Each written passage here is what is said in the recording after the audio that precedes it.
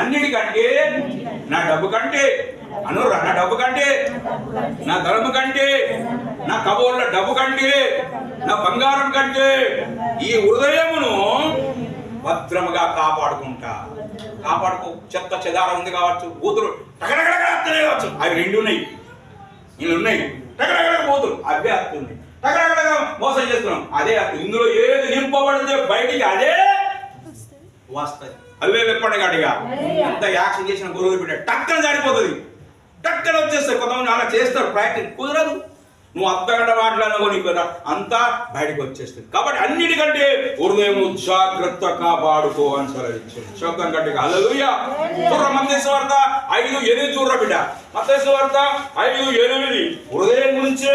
హృదయం బాగుండాలి, హృదయం నిండా ఉండాలి, హృదయంలో దేవుడు ఉండాలి, హృదయంలో దేవుని కట్టెలు ఉండాలి, హృదయంలో దేవుని సన్నిధి ఉండాలి.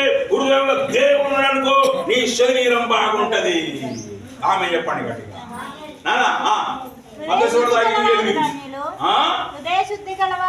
ధన్యులు వారు దేవుణ్ణి. అది ఎవరు చూడాలి? ఎంత మందికి దేవుని చూడాలి? చేయలేదు బాగా దేవుని చూడాలి. కాబట్టి ఏంటంటే హృదయం ఏం చేయాలట?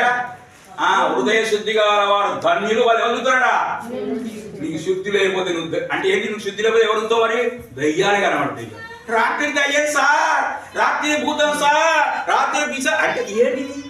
అది నీ హృదయం బాగలేదు, నీ హృదయం తప్పిపోయింది, నువ్వు హృదయం దేవుడు లేదు, ఎవరు ఏమేమి అంటున్నావు.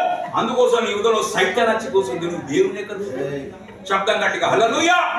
హృదయ శుద్ధి గల వారు ధన్యులు, వారి దేవుణ్ణి చూచెదరు. శుద్ధి చేసుకో బిడ్డ. పాత పాప ఎందుకు రాణిస్తావు? భూతులాన్యాయం ఎందుకు రాణిస్తావు? అపవిత్రాత్మ ఎందుకు రాణిస్తావు? లోకములో అన్ని ఎందుకు రాణిస్తావు? చెత్త చెదార ఎందుకు నింపుకుంటావు? అవన్నిటికి దూరం ఉండాలి. హల్లెలూయా పని గట్టిగా కపుర గట్టిగా హల్లెలూయా. ఈ మధ్యలో మా అమ్మ స్తోత్రం, మా తల్లి